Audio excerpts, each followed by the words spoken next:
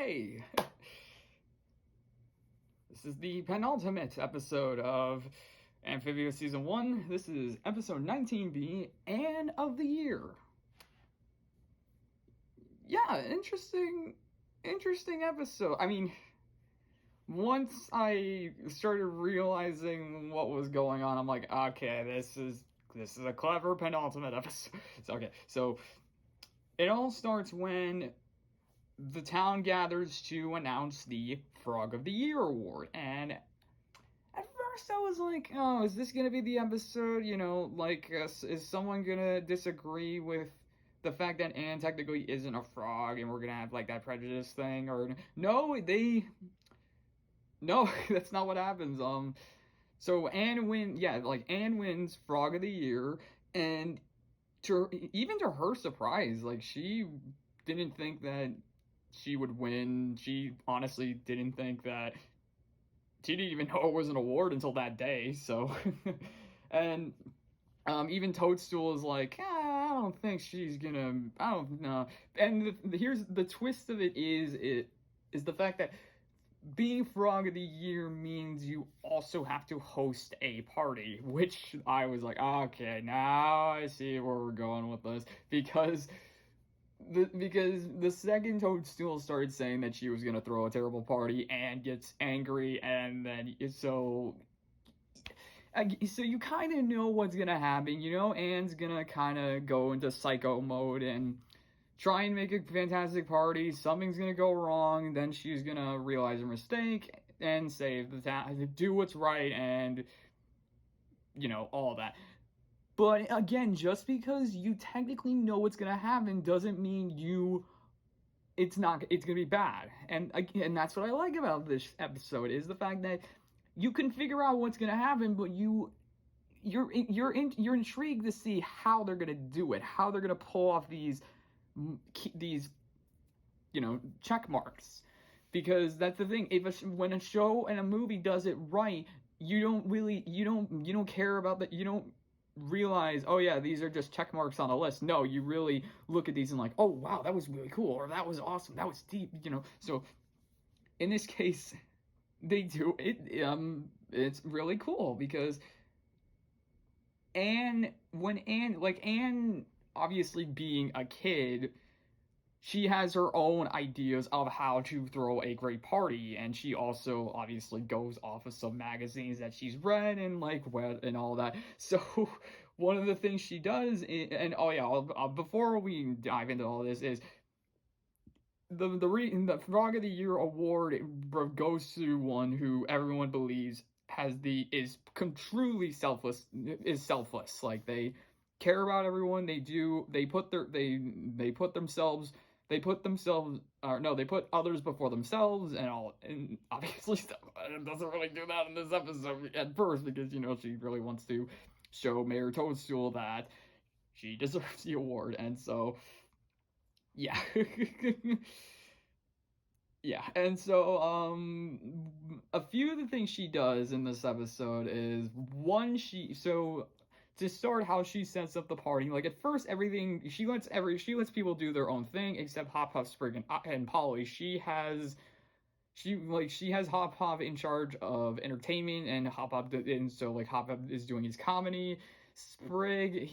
Anne wants Sprig to confess his feelings to Ivy, and I'm like thinking, okay, no, you cannot do that to Sprig. And even so, Sprig for most of this episode is freaking out, like he has no idea if he can do this or not, and he really doesn't. And then and then also has Polly be like the bouncer, I guess. Like, she has the velvet rope and she has to let people in. I mean, obviously she lets everyone in, because it's for the whole town. So she has a moment with Wally, like, not you, Wally, and Wally's like, oh, and then Polly's like, I'm just kidding, come on in, yeah, party. It's like, yeah, that's a funny scene with Wally. And again, though, things don't really go her way, because one, she doesn't really like Hop Pop's comedy, and I'll admit it is pretty bad. Like, Hop Pop's joke is like, Did you hear about the snail that went on a diet? Now he's a shell of his former self. Yeah.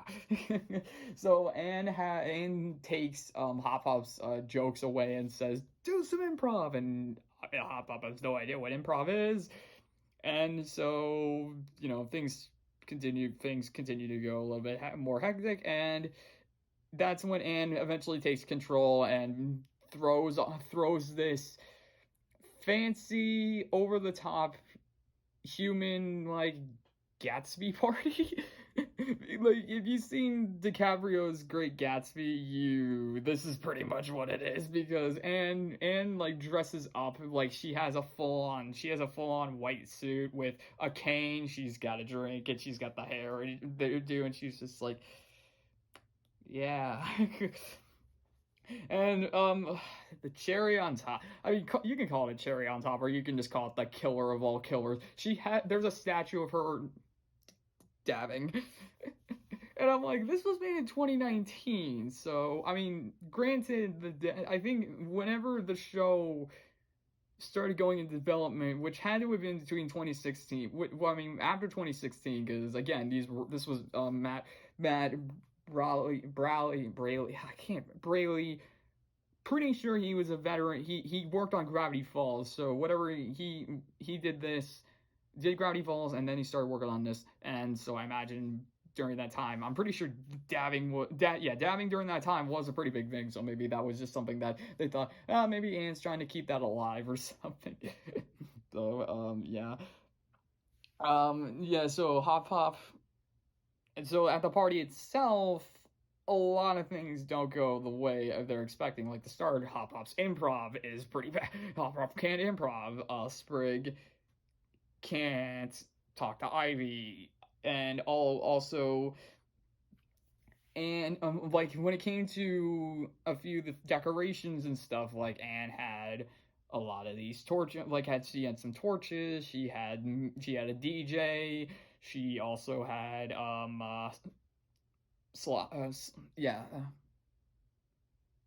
she also had Joe, Joe. Why am I blanking on his name? They had an episode of him. The chef. I don't know. Sloppy Joe? No, not Sloppy Joe. Oh. I completely forgot his name. I hate myself for forgetting his name. I think he's an awesome character.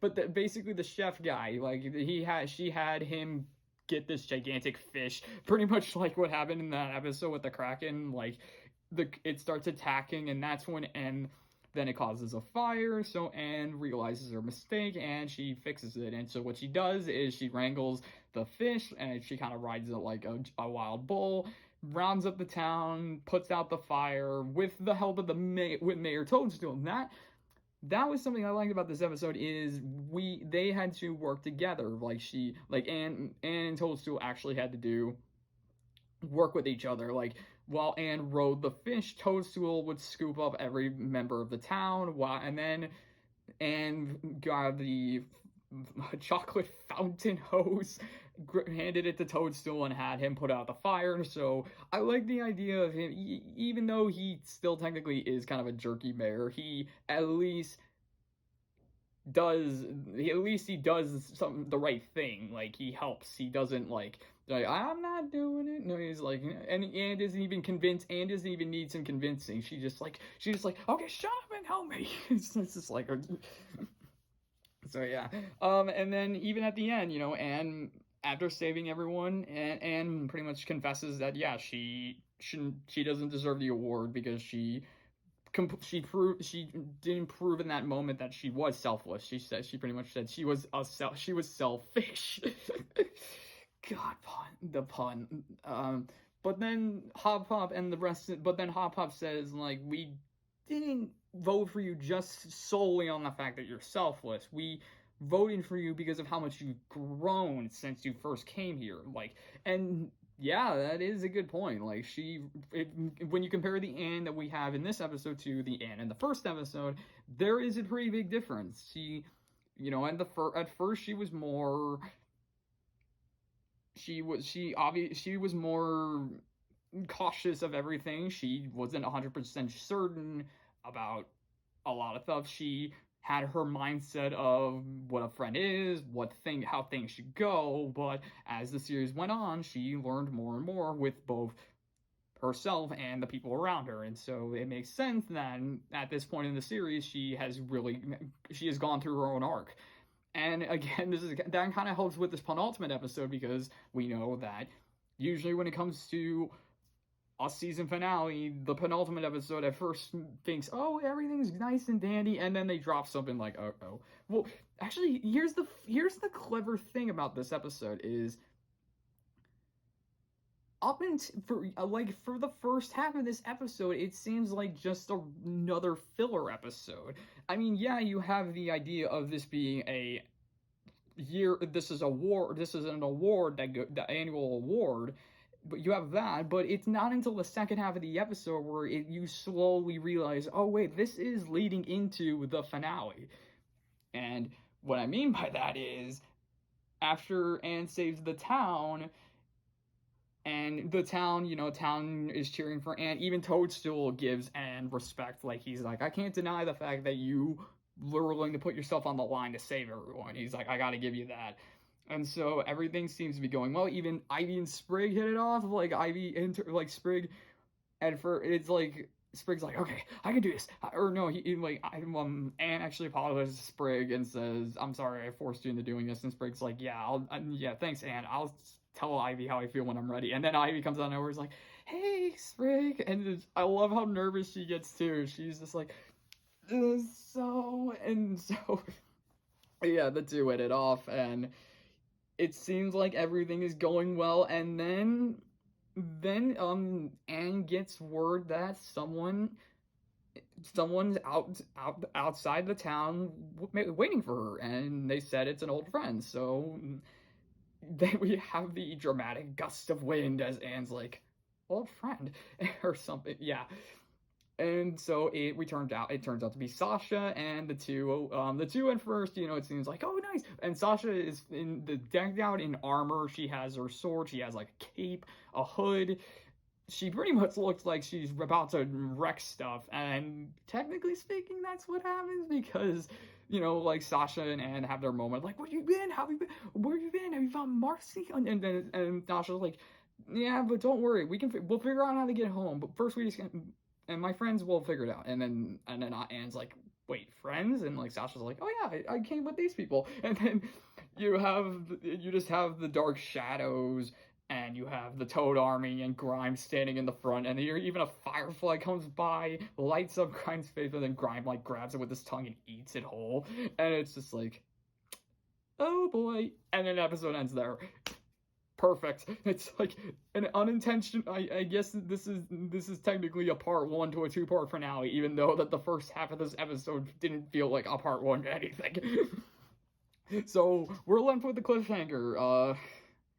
The Toad Army is, I'm guessing, going to invade Wartwood, and if I'm gonna have to imagine, is going to have to battle Sasha, or maybe Sasha is like saying, or maybe it's gonna be interesting, like Sasha in my mind, I feel like, considering how Anne talked about what friends usually are at the beginning of the series, I have a feeling the relationship he has with Sasha isn't exactly a full-on healthy relationship. I feel like Sasha is that type of person, is one who does manipulation and is able to take advantage of people. So I feel like maybe in the next, I feel like she is somewhat of a decent person, considering how she reacts when she sees Anne and how she actually cares about her and Marcy.